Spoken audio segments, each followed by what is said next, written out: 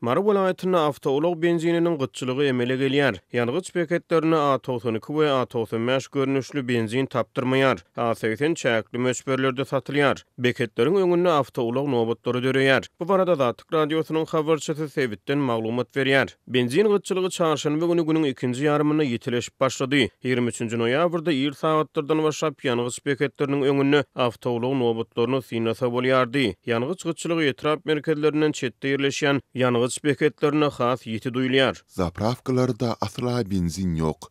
Bu barada zapravkalarda ýürüte bildirisleri asyp goýupdyrlar. Benzin duýdansız gytyldy. Diýip bir etrap ýaşaýjy saýdýar. Gytçylyk Sebitdäki ýangıç beketlerine gyra deňnäl. Käbir beketlerde benziniň diňe bir ýa-da birnäçe görnüşi gytçylyk edýär. Käbirini benzin asla tapdyrmaýar. Häzir benzin diňe belli merkezlerdäki zapravkalarda tapdyrýar. Olar hem sewdany çäklendirýär. Diýip beýleki bir welaýet ýaşaýjy saýdýar.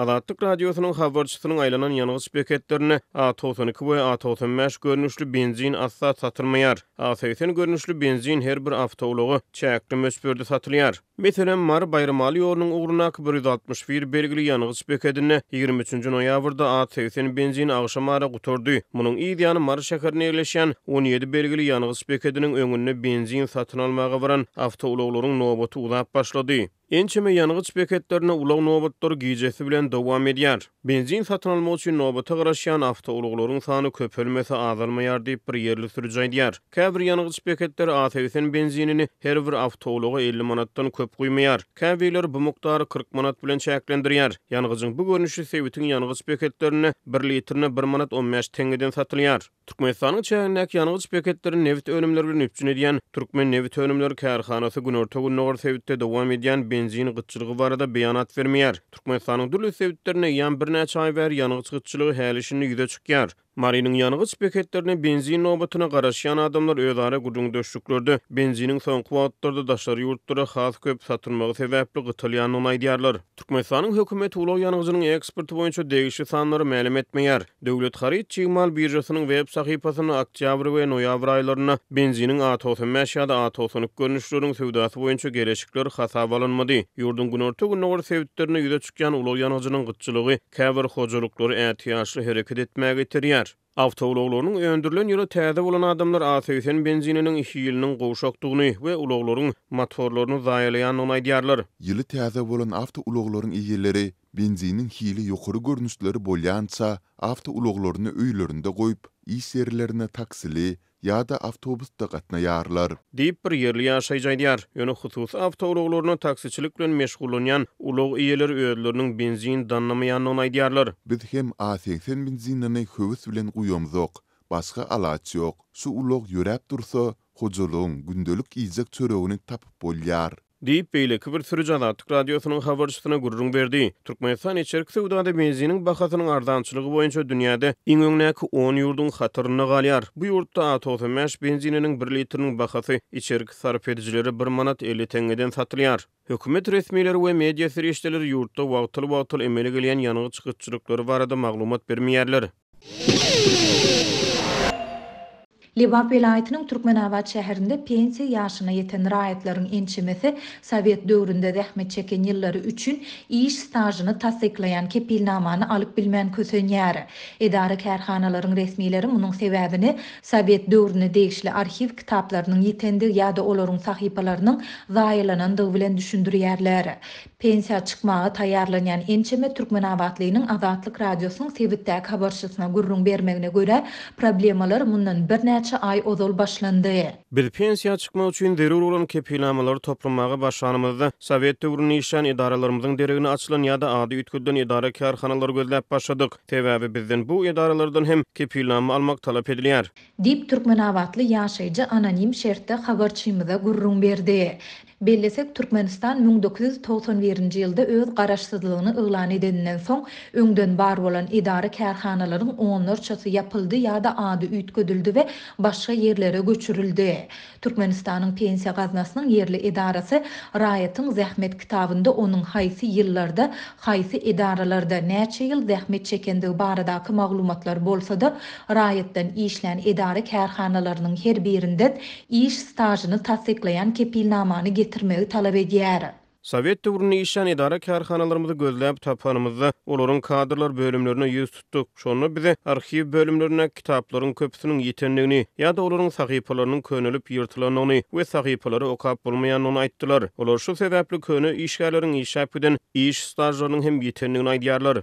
Dip Türkmenawatly ýaşaýjy aýtdy. Onuň tasdiklamagyna görä pensiýa gaznasynyň yerli idarasy bu kepilnamany getirmedik ýaşaýjylaryň değişli ýyllardaky iş stajyny tasdiklamaýar.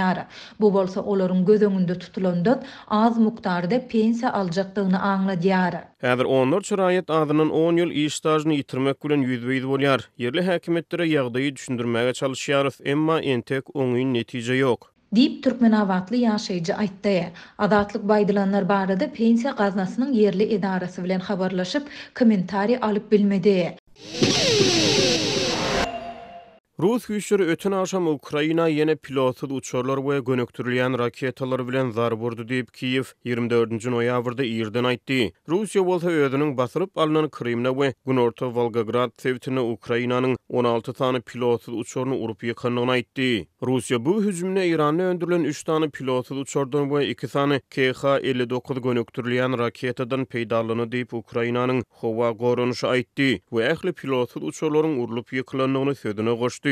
Ol nişana alınan sevitler barada jekmejek maglumat vermedi. Gurmator Khmelnytsk sevitiniň häkiminiň orunmasary Serhiy Tyurin howa gorunuş ulgamlarynyň dronlara garşy oda çandygyny aýtdy. Tyurin adam ýetkileri ýa-da ýetirilen ziýan barada badawat maglumatlaryň bolmanyny aýtdy. Russiýanyň gorunmak ministrligi 24-nji noýabrda özüniň howa gorunuş ulgamlarynyň Krym ýarymadasynyň hemde Volgograd sevitiniň üstüne öten akşam 16 tany Ukrain pilotsuz uçuryny urup ýykandygyny aýtdy. Tawşyrykda howa gorunuş ulgamlary 16 tany uçur montudy howa ulaglaryny, olaryň 13 tanysyny Krym ýarymadasynyň üstüne, 3 tanysyny Volgograd sewtiniň çägine ýok etdi diýip ministrlik jekmejeklik bermen özüniň Telegram kanalyna aýtdy. Bu öňe garaşsyz ýagdaýda tasdiklanylyp bilinmedi. Ukraina tesbir bermedi. Bu aralykda Günorta Ukrainadaky aýry başga Rus zarabalaryny adynan 4 parahat ýaşaýjy öldürildi. Rus güýçleri 23-nji noýabrda Günorta Ukrainanyň Kherson sewtine raýat we infrastruktura deshgalarynyň şana alanyny adynan 4 parahat raýat öldürildi we 5 adam ýaralany diýip resmiler aýtdy. Ukraina öňümizde kış pastyny energetika deshgalaryna edilýän hüjümleriň ýokarlanmagyna taýýarlyk görýär. Rus artilleriýasy Kherson sewtine Çornobayevka zar vurup 3 adamy öldürdi we başga da 5 adamy ýaralady diýip Içeri işler ministri Klimenko Telegramda aýtdy. Klimenko hüjümlerde 60-dan gowrak ýaşaýyş binalaryny we täzirçilik deshgalaryny hem zeper ýetendigini aýtdy.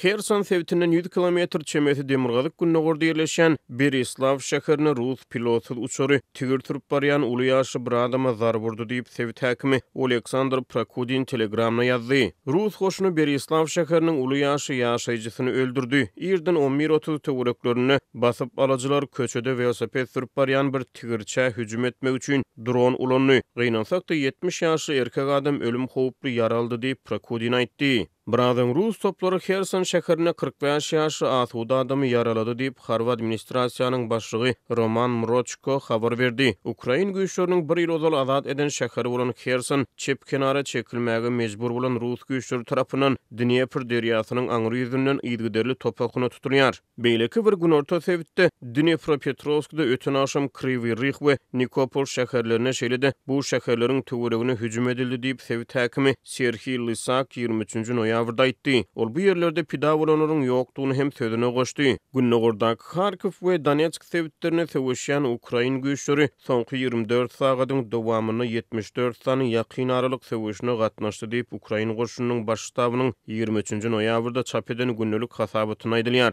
Töweş meýdanynda bolup geçýän wakalar barada habarlary badawat garaşly ýagdaýda tasdiklap bolmaýar.